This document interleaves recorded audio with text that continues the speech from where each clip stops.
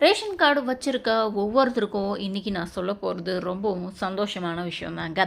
பொங்கல் பரிசை அறிவிச்சுட்டாங்க. அதுக்கான தேவையான பொருட்களையும் கொள்முதல் பண்ணிட்டாங்க. இந்த குட் நியூஸை தான் நான் இன்னைக்கு கொண்டு வந்திருக்கேன். அது என்னென்ன பொருட்கள், எவ்வளோ வாங்கியிருக்காங்க, என்னென்ன இன்னும் வாங்கப்படலை அப்படின்றத ரொம்ப விரிவாக பார்க்கலாம் வாங்க. நிறைய பேர் எதிர்பார்த்துட்டு இருக்கிறது ரொக்க பணமும் கிடைக்குமா அப்படின்னு சொல்லிட்டு அதையும் தெளிவாக பார்த்துடலாம் வாங்க. பொங்கல் பரிசுக்காக 22.291 மெட்ரிக் டன் பச்சரிசி சர்க்கரை வந்து கொள்முதல் பண்ணி வச்சுருக்காங்க. பொங்கல் பரிசு தொகுப்புகள் 2.22 கோடி குடும்ப அட்டைதாரர்களுக்கு பொங்கல் பரிசு வழங்குவதாகவும் அறிவிச்சிருக்காங்க. அதோட மட்டும் இல்ல, இதுக்கான டோக்கன்ஸையும் அவங்களுடைய அந்த ரேஷன் கடைகள்ல வந்து குடுப்பாங்க டோக்கன். அத நம்ம வாங்கி வச்சு நமக்கு தேவையான பொருட்களையும், அதேபோல ரொக்க பணத்தையும், பரிசு பொருட்களையும் வந்து மக்கள் வந்து பெறணும் அப்படின்றது தான் அரசுடைய ஒரு குறிக்கோளா இருக்கு.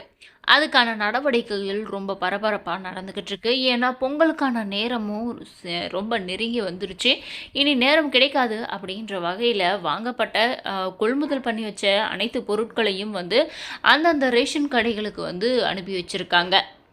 பச்சரிசியையும் சர்க்கரையையும் 22.291 மெட்ரிக் டன் வந்து வாங்கியிருக்காங்க. வாங்கி கொள்முதலும் பண்ணி வச்சுருக்காங்க.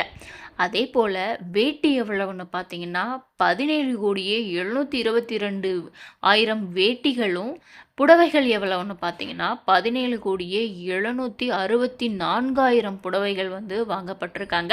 வாங்கின 85% பொருட்கள் வந்து அந்தந்த ரேஷன் கடைகளுக்கு மாற்றி வைக்கப்பட்டிருக்கு.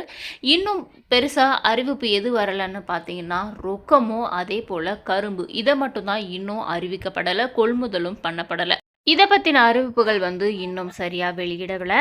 சீக்கிரமாகவே எதிர்பார்க்கப்படுது இந்த கரும்பு மற்றும் ரொக்க பணத்துடைய எவ்வளவு மதிப்பு அப்படின்றத மக்கள் வந்து ரொம்ப ஆவலோடு எதிர்பார்த்துட்ருக்காங்க.